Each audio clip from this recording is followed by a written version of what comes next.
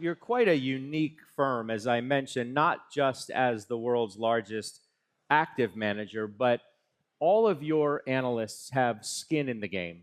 They all run money. So, by definition, you are a long term investor. What's the strategy behind that?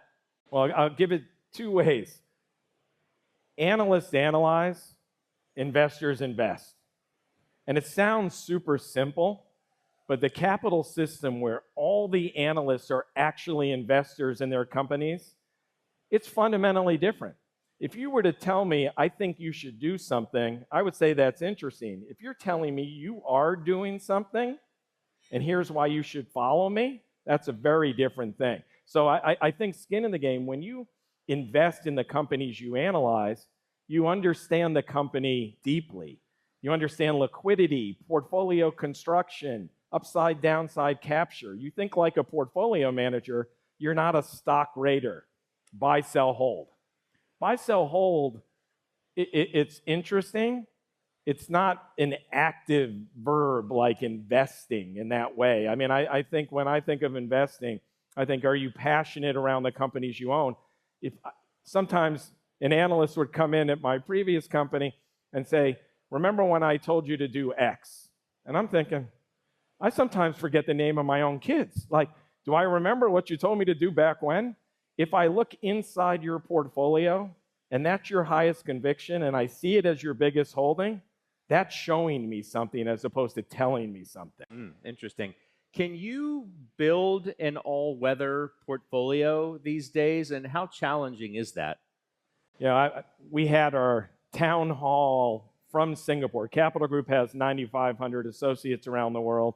40 leaders have come to Singapore this week, and we have our town hall and our board meeting here.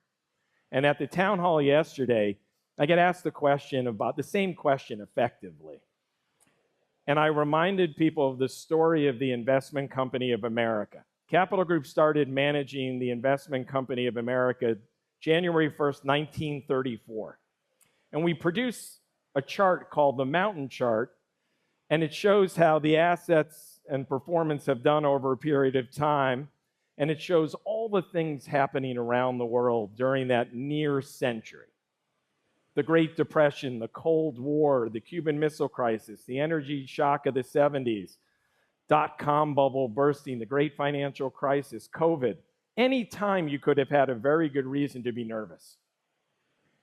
And that strategy is compounded over 11% annualized for 92 years. It's beaten the S&P 500 by over 100 basis points annualized. And at any point, you could have tried to get off that train by market timing. And so building a portfolio that owns great companies and not trying to time the market pays huge dividends. It's hard to do in the moment. And every moment, we think this time is different. And usually, it's just another spot as you're heading up that mountain. What about diversification by region? As you said, you've had your boots on the ground, so to speak, in this region for at least a week or so, traveling around, meeting and observing. I want to read you something that the New York Times wrote a day or so ago about what's taking place in Asia today and the opportunity or risk that it now presents as a result of the war. When they said, quote, even if there is a peace deal soon, the future of this industrious region that has driven global economic growth for decades will likely include months of canceled flights, surging food prices, factory pauses, delayed shipments, and empty shelves. Shortages that could push several countries into convulsions of unrest, followed by recession. How would you react to that? I think of that as technically true in the short term and quite short-sighted in terms of the long term. This region's going to be just fine. Asia is a growth engine for the world. If you look at GDP growth, if you look at population growth, we own about $300 billion of publicly traded securities in Asia. The markets have done exceptionally well over time. I am not worried about Asia over the long term.